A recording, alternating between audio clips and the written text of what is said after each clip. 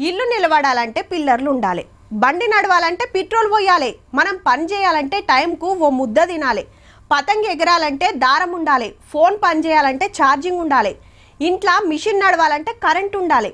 ఇంట్లో ఏ ఒకటి లేకున్నా కొన్ని కూలిపోతే ఇంకొన్ని బంద్ అవుతాయి.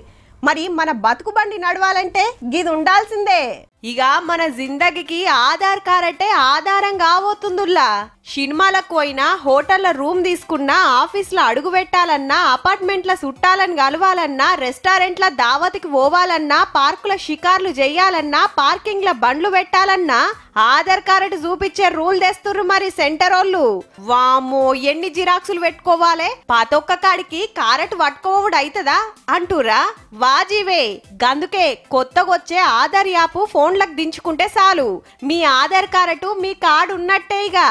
ఎందుకంటే అక్కర పడ్డ కాడ జిరాక్సులు ఇస్తే కొందరు బయటకు అమ్ముకుంటురనే లొల్లి నడుస్తుంది. పేరు, ఊరు, ఫోన్ నెంబరు, ఫోటో ప్రతొక్కటి ఉంటాయాయే. ఇట్లా కాకుండా ఇక ఫోన్లకు దించుకునే కారెట్ల ఫోటో క్యూఆర్ కోడ్ మాత్రమే ఉంటాయట. అది స్కాన్ చేస్తేనే వివరాలకు పడతాయి. పోరలు పరీక్షలకు పోతే ఆడసుత ఆధారే గుర్తింపు కారెట్ అవుతుంది కాబట్టి ఇంకోలొచ్చి రాస్తానికి ఛాన్స్ ఉండదట. ఇప్పటికే ఆర్టీసీ బస్సుల, గుడిల, సర్కారు ఆఫీసుల్లా ఆస్తులు కొన్న, బండ్లు బేరం చేసిన, పథకాల దరఖాస్తులకు ఎన్నిటికో అంటబెట్టబడుతుంది.